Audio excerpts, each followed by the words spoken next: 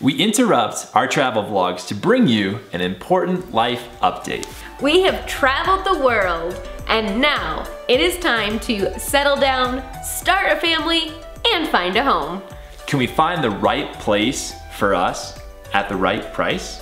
This is like what I grew up with, and I'm not going back. Welcome to the Happy Hoppy Home Hunt in this series of Finding Home. Yes, it is true. We are moving. We absolutely love Colorado. Love, love, love it. But so does everybody else. And so therefore the housing prices have just gone crazy. Yeah, the housing market was like super hot before we left, and that's one of the reasons we decided to go ahead and take off for a year traveling the world. We were hoping maybe to cool down, but actually the housing prices kept going up. It actually went up about another 10 to 15%. And our channel has always been about budget. Most of the time it's about budget travel and how just because you want to see something and experience something, that doesn't mean that you have to sacrifice based on what your budget is. And that's pretty much what we're doing now, except instead of traveling, it's about finding a house. And by the way, if you are not yet subscribed to our channel, go ahead and subscribe because we have lots of budget tips coming at you, and now it's about housing.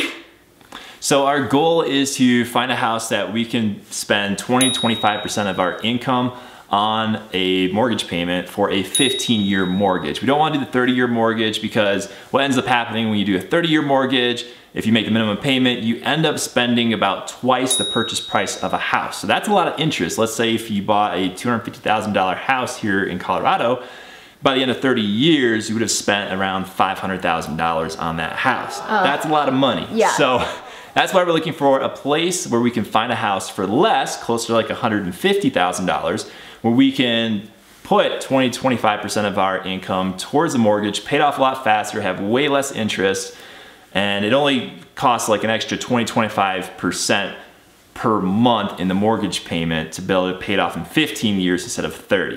It's a lot of numbers at once, I know it's kind of crazy, but so for example, if you have a mortgage payment of $1,000, just keep it simple, you don't have to spend an extra $200 to $250, so $1,200, $1,250 to be able to pay it off in half the time and save yourself a ton of money. More of your payment is going towards the principal. We're getting way too technical. Yeah, well, I mean, we've done a lot of research, we've given this a lot of thought. We looked at a lot of different options to be able to still stay here in Colorado, about possibly buying land, starting with like a modular home, and then, you know, going to build a house there. We looked at places that were farther away in the mountains, but the problem with there is you have no Wi-Fi.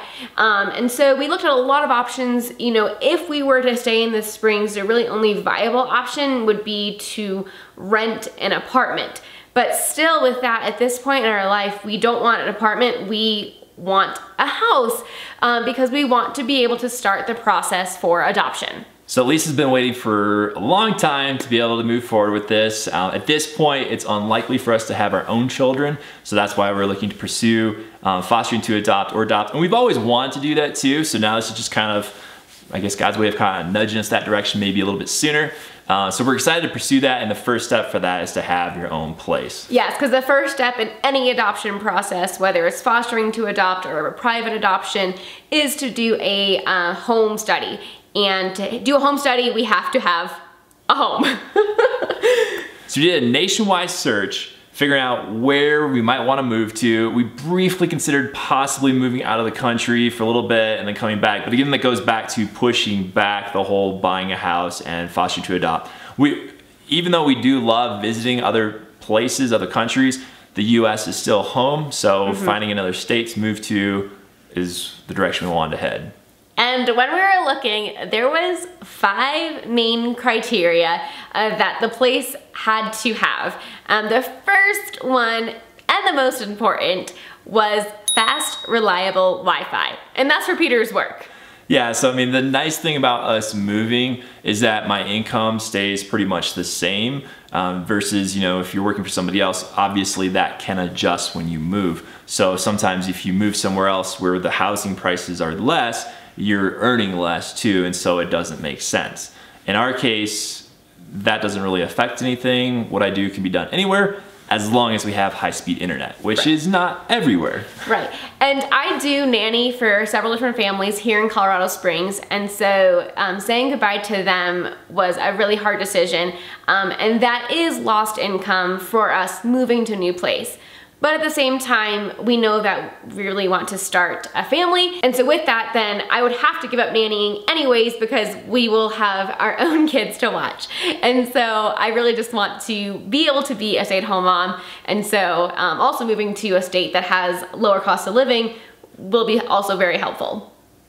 So number 2 is obviously a lower house price overall. So we're looking ideally for a place that's about $100,000 less for a house than what we're looking at here in the Springs. So it's actually worth moving away from all our friends, our church, and where we call home now. Yes, I mean, yeah, it is gonna be hard to start over, and so it has to be worth it. And the third is that it had to be an hour to up to an hour and a half away from an international airport.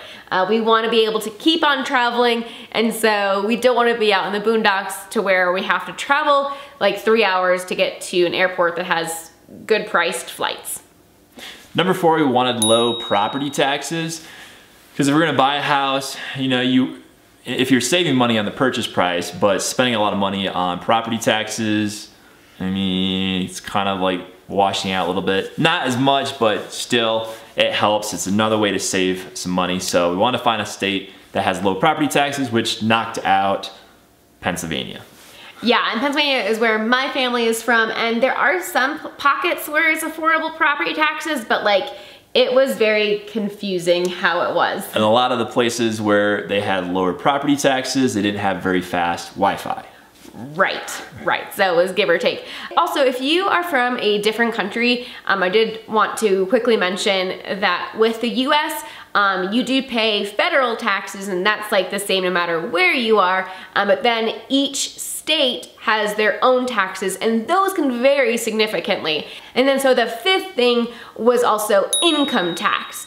And because different states had different income taxes, we were looking at Minnesota, where Peter's family is from, but unfortunately they have like up to 9-something percent. 9 point something percent, almost 10%. For income tax. And so that's like, yeah, we don't really want to do that. That's a lot of money going towards income tax. That'll bite us in the butt later on. Right. So taking all these things into consideration, we narrowed it down to 2 states that we wanted to check out. And another thing that wasn't like a must is that we didn't want it to be as congested as Colorado Springs is right now, but still have a thriving community. So just a smaller city size. When we got back, we were shocked by the amount of traffic. It grew so much in the year we were gone. And I kind of want to get away from the congestion. But that's kind of a nicety. Like, we would totally stay here, yeah, if the housing prices were lower here. And for Colorado, they do have great property taxes and great income taxes. Yeah. So I mean, Colorado is amazing for almost all of those other things, except the housing price. Right. So that's why we're looking elsewhere. Yeah. So I guess the 6th thing is kind of a nicety, but like, we would totally stay here. So I guess not a must. Yeah, it's not a must, no. Okay, yeah. I mean, because we do want it to be big enough, around a big enough town where there's still all the conveniences, where you can run out to a Redbox that's like 5-10 minutes away and be able to get a movie for the night, kind of thing. And then we want to have like a Best Buy and a Target and a good grocery store like an Aldi or Kroger or Safeway or something like that. So we want to have the conveniences of a decent sized city. But yeah, hey, if it's a little bit smaller, we're okay with that. Yes, and so in February is when we took off, and we looked at 2 different states, and we spent 3 days in each state kind of touring all around.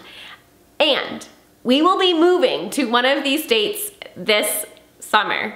And the next couple of Happy Hoppy episodes will be us exploring these states, and there's definitely some comical moments along the way as we differ in opinion on certain areas and things like that. So definitely stay tuned. Make sure to subscribe and hit that bell to get notifications when we post new videos. And as soon as this short little episode of us doing the home search is done, we'll be back and headed to Africa. Oh, Africa. We'll be back with the travel vlogs. Yeah, we're not gonna be heading to Africa like, oh bye, we're gonna get a plane. After this short little series, we'll be back to the travel vlogs and headed to Africa. So I would love to hear your comments on which 2 states you think that we will be visiting. If you already know, please don't spoil the fun by commenting, but if you don't know, we'd love to have you comment and see your guesses. See you in the next episode when we explore the state of